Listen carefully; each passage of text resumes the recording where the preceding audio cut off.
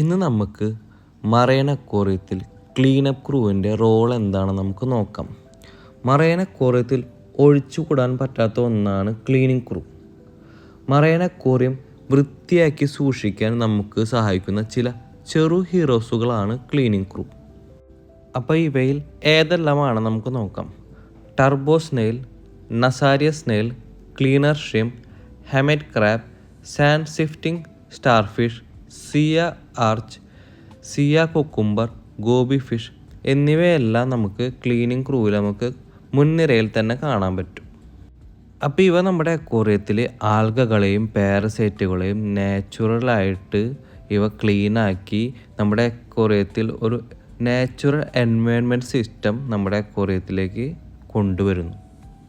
ഇനി നമുക്ക് cleaning crew നമ്മുടെ അക്വേറിയത്തിൽ എങ്ങനെ പ്രവർത്തിക്കുമെന്നും അതുപോലെ തന്നെ എങ്ങനെ ആഡ് ചെയ്യുമെന്ന് നമുക്ക് നോക്കാം. ക്ലീനിങ് ക്രൂവിനെ നമുക്ക് മൂന്നായി നമുക്ക് തരംതിരിക്കാം. Water management, algae management, pest control. നമ്മൾ മുമ്പ് പറഞ്ഞ പോലെ തന്നെ ഈ മൂന്ന് കാര്യങ്ങളിലും നമ്മളുടെ ക്ലീനിങ് ക്രൂ എങ്ങനെ പ്രവർത്തിക്കുമെന്ന് നമുക്ക് നോക്കാം.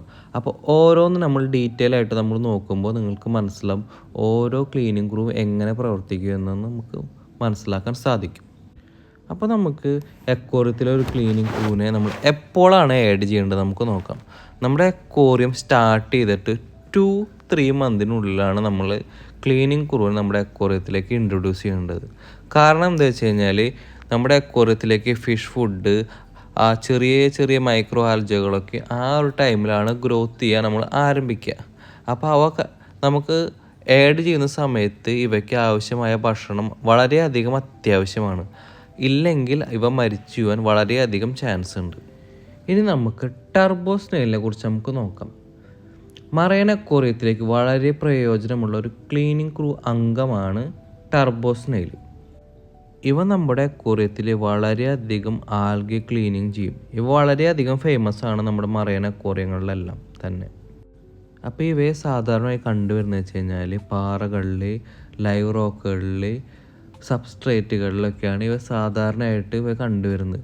അപ്പോൾ ഇവയിൽ വളരുന്ന ആൽഗകൾ, ഡെറ്റോംസ്, എയർ ആൽഗെ ഇവയെല്ലാം കഴിച്ചിട്ടാണ് ഇവ വളരെയധികം സ്ലോ ആയിട്ടാണ് ഇവ മൂവ് ആവുന്നത്.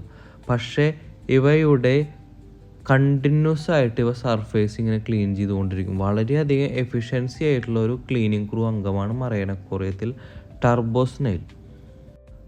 അതുപോലെ തന്നെ ഇവ മറ്റു ടാങ്ക്മേറ്റുകളെ ഉപദ്രവിക്കാനൊന്നും പോകുന്നത് വളരെയധികം ശാന്തമായിട്ടാണ് ഇവയെ കാണപ്പെടാറുള്ളത്. അപ്പോൾ ഇവയെ ആഡ് ചെയ്യുന്ന സമയത്ത് നമ്മുടെ അക്വേറിയത്തിൽ ആൽഗകളൊന്നും ഇല്ലെങ്കിൽ നമ്മൾ നോരി ഷീറ്റ് അഥവാ നമ്മുടെ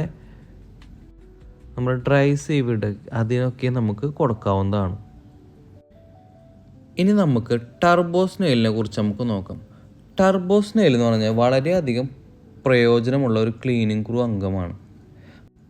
ഇവയെ സാധാരണയായിട്ട് കാണുന്നത് വെച്ച് കഴിഞ്ഞാൽ നമ്മുടെ സാൻഡ് ബെഡിൻ്റെ അടിയിലാണ് കാണുന്നത്. അപ്പോൾ ഫുഡ് ഇട്ട് കൊടുക്കുന്ന സമയത്ത് ഇവ പുറത്തേക്ക് വരുന്നു. അതുപോലെ തന്നെ ഇവ സഞ്ചരിക്കുന്നതെല്ലാം നമ്മുടെ സാൻഡ് ബെഡിൻ്റെ അടിയിൽ കൂടെയാണ്. അപ്പോൾ നമ്മളുടെ അക്വേറിയത്തിൽ ഉണ്ടാകുന്ന നമ്മുടെ ഹാനികരമായ ഗ്യാസ് ഇവയ്ക്ക് പുറത്തേക്ക് ഇങ്ങനെ തള്ളാൻ ഇവ സഹായിക്കുന്നു. അതുപോലെ തന്നെ ഇവ സാൻഡ് ബെഡ് വളരെയധികം ക്ലീനാക്കി സൂക്ഷിക്കുന്നു. അതായത് നമ്മൾ ഫിഷിനൊക്കെ ഫുഡ് ഇട്ട് കൊടുക്കുന്ന സമയത്ത് ആ ഫിഷ് ഫുഡൊക്കെ ലെഫ്റ്റ് ഓവർ ഫിഷ് ഫുഡൊക്കെ കഴിച്ച് നമ്മുടെ അക്വേറിയം വളരെയധികം ക്ലീനാക്കി സൂക്ഷിക്കുന്നു. ഇനി നമുക്ക് ക്ലീനർ ഷ്രിംപിനെ കുറിച്ച് നമുക്ക് നോക്കാം. ക്ലീനർ ഷ്രിംപ് എന്ന് പറഞ്ഞു കഴിഞ്ഞാൽ നമ്മുടെ മറൈൻ അക്വേറിയത്തിൽ നമ്മുടെ ഫിഷുകളിൽ ഉണ്ടാകുന്ന dead skin, parasite, left over food എന്നിവയൊക്കെ ഇവ റിമൂവ് ചെയ്യും. അപ്പോൾ ഈ ഒരു ഷ്രിംപ് എന്ന് പറഞ്ഞു കഴിഞ്ഞാൽ നമ്മുടെ മറൈൻ അക്വേറിയത്തിലെ പാരസൈറ്റുകൾക്കെതിരെയുള്ള വളരെയധികം ശക്തിയായിട്ടുള്ള ഒരു പ്രതിരോധം തന്നെയാണ്. അപ്പോൾ നമ്മൾ ഈ ഒരു ഷ്രിംപിനെ ആഡ് ചെയ്യുന്ന സമയത്ത് കുറച്ച് ഹൈഡിങ് സ്പോട്ട് കാര്യങ്ങളൊക്കെ നമ്മൾ ആഡ് ചെയ്യണം. കാരണം വെച്ച് കഴിഞ്ഞാൽ ഇവ സ്കിന്ന് ചേഞ്ച് ചെയ്യുന്ന സമയത്ത് ഇവ വളരെയധികം സോഫ്റ്റ് ആയിരിക്കും. നമ്മുടെ അക്വേറിയത്തിൽ വലിയ വലിയ ഫിഷുകളൊക്കെ ഉണ്ടെങ്കിൽ ഇവ അറ്റാക്ക് ചെയ്യാനും ആ ഒരു സമയത്ത് ഇവ സാധാരണയായിട്ട് ഹൈഡ് ചെയ്തിരിക്കാനാണ് ഇഷ്ടപ്പെടാറ്. ഇനി നമുക്ക് ഹെർമിറ്റ് ക്രാബിനെ കുറിച്ച് നമുക്ക് നോക്കാം. മറൈൻ അക്വേറിയത്തിലൊരു പ്രധാന ക്ലീനിങ് ക്രൂ അംഗം തന്നെയാണ് ഹെർമിറ്റ് ക്രാബ്. അപ്പോൾ ഇവ നമ്മുടെ സാൻഡ് ബെഡ് അതുപോലെ തന്നെ റോക്കിലൊക്കെ ഇവ വളരെയധികം ക്ലീനാക്കി സൂക്ഷിക്കുന്നു. അതോടൊപ്പം തന്നെ നമ്മുടെ അക്വേറിയത്തിൽ മൈക്രോ ആൽഗകളൊക്കെ ഇവ കഴിക്കും. അപ്പോൾ ഇവ ആഡ് ചെയ്യുന്ന സമയത്ത് നമ്മളെന്ന് പറഞ്ഞു കഴിഞ്ഞാൽ ചെറിയൊരു എംപ്റ്റി ഷെല്ലും കൂടി നമ്മൾ ആഡ് ചെയ്യുന്നത് വളരെയധികം നല്ലതായിരിക്കും. കാരണം വെച്ച് കഴിഞ്ഞാൽ ഇവ ചില സമയങ്ങളിൽ ഇവ അവയുടെ ഷെല്ല് മാറി വേറൊരു ഷെല്ലിലേക്ക് മാറാൻ ചാൻസ് ഉണ്ട്. അതുപോലെ തന്നെ ഈ ഒരു ഹെർമിറ്റ് ക്രാബ് റെഡ് കളറും അതുപോലെ തന്നെ ബ്ലൂ കളറും വളരെയധികം ഫേമസ് ആണ്. ഇനി നമുക്ക് സാൻഡ് സിഫ്റ്റിംഗ് സ്റ്റാർ ഫിഷിനെ കുറിച്ച് നമുക്ക് നോക്കാം.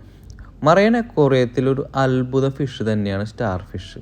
അപ്പോൾ അവയെ നമ്മുടെ മറൈൻ അക്വേറിയത്തിൽ ആഡ് ചെയ്യുന്നതോടനുസരിച്ച് വളരെയധികം സുന്ദരം തന്നെയാണ്.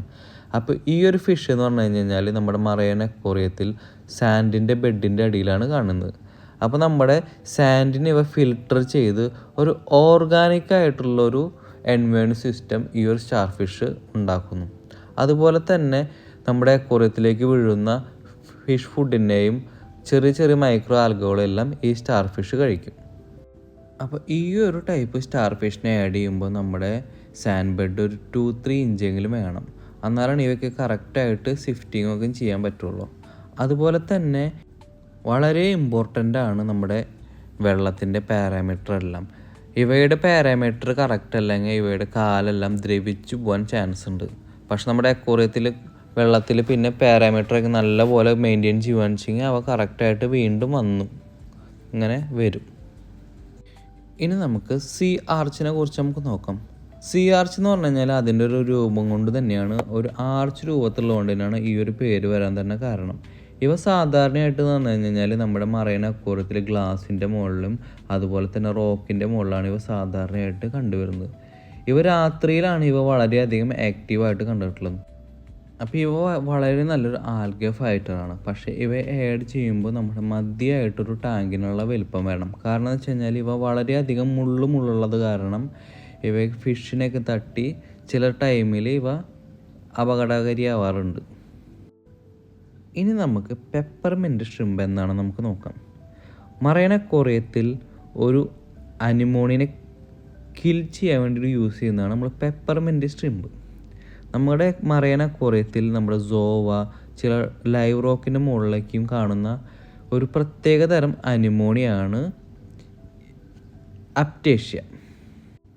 അപ്പോൾ അവയെ നാച്ചുറലായിട്ട് കിൽ ചെയ്യാൻ വേണ്ടി യൂസ് ചെയ്യുന്ന മെത്തേഡാണ് ഈ ഒരു മെത്തേഡ്. അപ്പോൾ ഇതിനു മുമ്പ് ഞാൻ ഡീറ്റെയിൽ ആയിട്ടൊരു വീഡിയോ ചെയ്തിട്ടുണ്ട് അവയെ എങ്ങനെ റിമൂവ് ചെയ്യാം സേഫായിട്ട് എന്നിട്ടുള്ളതെന്ന്. അപ്പോൾ കാണാത്തവരുണ്ടെങ്കിൽ നമുക്ക് ഇഷ്ടമുള്ളവർക്ക് ആ വീഡിയോ നിങ്ങൾക്ക് കാണാം.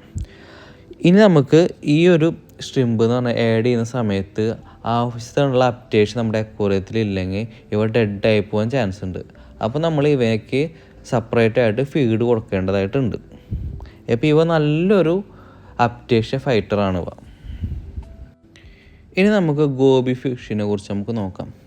മറൈൻ അക്വേറിയത്തിൽ നമ്മുടെ സാൻഡ് ബെഡ് വളരെയധികം വൃത്തിയാക്കി സൂക്ഷിക്കുന്ന മെയിൻ റോള് പങ്കുവഹിക്കുന്നതാണ് ഗോബി ഫിഷ്. ഇവയുടെ ചലനം കാണാൻ തന്നെ വളരെയധികം ഭംഗിയാണ്. ഇവ വായിലേക്ക് നമ്മുടെ സാൻഡൊക്കെ എടുത്ത് വളരെയധികം ക്ലീനാക്കി വീണ്ടും പുറത്തേക്ക് തള്ളും. ഇനി നമുക്ക് മറൈൻ അക്വേറിയത്തിൽ സിയ കുക്കുംബറിനെ കുറിച്ച് നമുക്ക് നോക്കാം. സിയ കുക്കുംബർ സാധാരണയായി കണ്ടുവരുന്നത് വെച്ച് കഴിഞ്ഞാൽ സമുദ്രത്തിൻ്റെ അടിത്തട്ടിലാണ്. ഇവ നമ്മുടെ മറൈൻ അക്വേറിയത്തിലേക്ക് കൊണ്ടുവരുമ്പോൾ നമ്മുടെ മറൈൻ അക്വേറിയത്തിൽ 3 to 4 ഇഞ്ചെങ്കിലും നമ്മുടെ സാൻഡ് ബെഡ് നമുക്ക് വേണം. ഇവ നമുക്ക് യെല്ലോ, ബ്രൗൺ, ഗ്രീൻ, റെഡ് മുതലായ കളറിലെല്ലാം ഇവയെ നമുക്ക് കാണാൻ സാധിക്കും. ഇതിൽ റെഡ് കളർ കുറച്ചും കൂടി നമ്മുടെ മറൈൻ അക്വേറിയത്തിൽ വളരെയധികം അട്രാക്റ്റീവ് തന്നെയാണ്.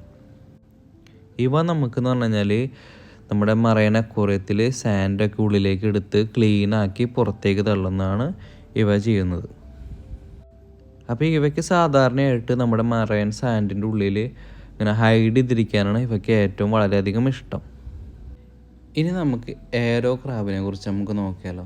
സാധാരണയായി ഈ ഒരു ക്രാബിനെ ആരും അങ്ങനെ യൂസ് ചെയ്യാറില്ല. പക്ഷേ നമ്മുടെ അക്വേറിയത്തിൽ ബ്രസ്റ്റിൽ വാം എന്ന് പറയുന്ന ഒരു വാം വന്നു കഴിഞ്ഞ് കഴിഞ്ഞാലും നമ്മൾ ഈ ഒരു ഏരോ ക്രാബിനെ യൂസ് ചെയ്യും. അപ്പോൾ നമ്മൾ ബ്രസ്റ്റിൽ വാമിനെ കുറിച്ച് നമ്മളൊരു ഡീറ്റെയിൽ ആയിട്ടൊരു വീഡിയോ ചെയ്യുന്നുണ്ട് ഇനി വരുന്ന വീഡിയോകളിൽ. കാരണം എന്ന് വെച്ച് കഴിഞ്ഞാൽ മറൈൻ അക്വേറിയത്തിൽ നമ്മൾ കടലിൽ നിന്നൊക്കെയും ലൈവ് റോക്ക് കാര്യങ്ങളും കൊണ്ടുവയ്ക്കുമ്പോൾ ഉണ്ടാവുന്ന ഒരു പാരസൈറ്റാണ് ഈ ഒരു ബ്രസ്റ്റിൽ പാമ്പ്. അപ്പോൾ ഇവയൊക്കെയും ഒഴിവാക്കാൻ വേണ്ടിയിട്ടാണ് ഈ ഒരു എയറോ ക്രാബ് യൂസ് ചെയ്യുന്നത്. അപ്പോൾ ഈ ഒരു ക്രാബ് യൂസ് ചെയ്യുന്നത് വെച്ച് കഴിഞ്ഞാൽ നമ്മുടെ അക്വേറിയത്തിലുണ്ടാവുന്ന ബ്രസ്റ്റിൽ പാമ്പിനെ ഇവ കഴിക്കും. അപ്പോൾ നമ്മളൊരു മറൈൻ അക്വേറിയം സ്റ്റാർട്ട് ചെയ്യുമ്പോൾ അതിൻ്റെ ക്ലീനിങ്ങിൻ്റെ ക്രൂ അത് വളരെയധികം ഇമ്പോർട്ടൻ്റ് ആയിട്ടുള്ളൊരു ഭാഗമാണ്, നമുക്ക് മനസ്സിലായി. അപ്പോൾ നിങ്ങളൊരു ക്ലീനിങ് ക്രൂവിന് നമ്മൾ മറൈൻ അക്വേറിയത്തിലേക്ക് സെലക്ട് ചെയ്യുമ്പോൾ അത് എങ്ങനെ സെലക്ട് ചെയ്യണമെന്ന് നമുക്ക് നോക്കാം. ചില ജീവികൾ തമ്മിൽ പൊരുത്തപ്പെടില്ല.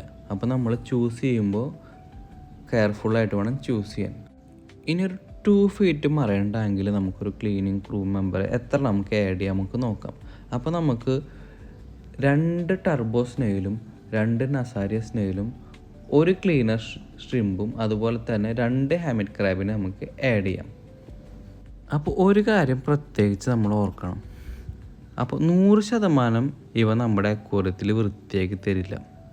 അപ്പോൾ നമ്മൾ നമ്മുടെ മറൈൻ അക്വേറിയത്തിൽ നമ്മളുടെ വീക്കിലി ഉള്ള വാട്ടർ ചേഞ്ച് ആണെന്നുണ്ടെങ്കിലും അതുപോലെ തന്നെ നമ്മുടെ ഫിൽട്രേഷനൊക്കെ നമ്മളും ക്ലീനാക്കി നമ്മുടെ മറൈൻ അക്വേറിയം ഒരു മെയിൻറ്റെയിൻ ചെയ്യാൻ വേണ്ടി വളരെയധികം ഇമ്പോർട്ടൻ്റ് ആയിട്ടുള്ളൊരു ഘടകം തന്നെയാണ് ക്ലീനിങ് ക്രൂ എന്ന് നിങ്ങൾക്ക് മനസ്സിലായിട്ടുണ്ടാവുമെന്ന് വിചാരിക്കുന്നു.